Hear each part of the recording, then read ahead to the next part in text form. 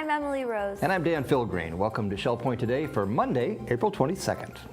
We have a great show lined up for you today, including a sneak peek at the latest Ding Darling documentary series. The first movie we're showing is Saving Sea Turtles, and it's about the Kemp's Ridley sea turtle, which is the rarest and most endangered sea turtle in the world.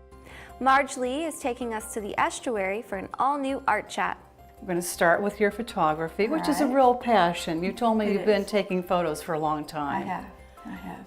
We're meeting a new friendly face over at the Island Salon. Shannon is a new stylist that has just recently joined us at this location. Plus, David Hauenstein is taking us on an audible tour of the latest Listening to the Words.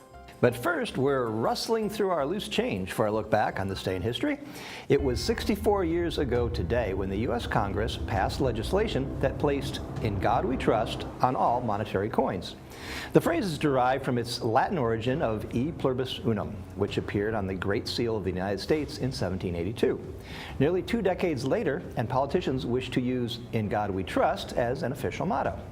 Their first action was to attach the phrase as part of all coins. 1 year later, the same action was put forth on all paper currency. Then on July 30th, 1956, President Dwight D. Eisenhower declared the phrase to be the official national motto.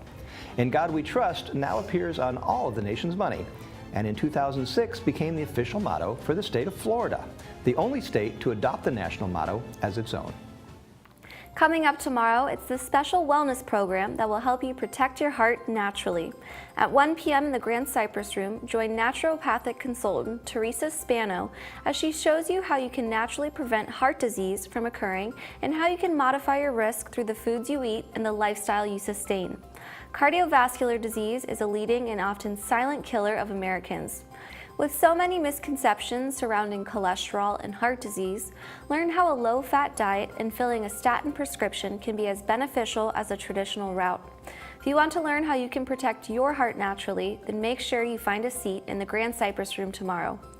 Also happening tomorrow, it's the latest library book talk. At 2:15 in the Social Center, listen as Linda Forsey breaks down the selected works of Edith Wharton.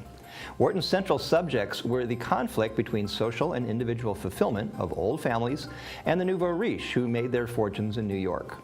Following Linda's presentation, enjoy some light refreshments as you have an open discussion about the material. If you want to track down something new for your summer reading schedule, then be sure to head to the Social Center tomorrow for the latest library book talk. We're taking the show over to the estuary. There, Marge Lee has tracked down another enthusiastic aesthetic aficionado for the latest art chat.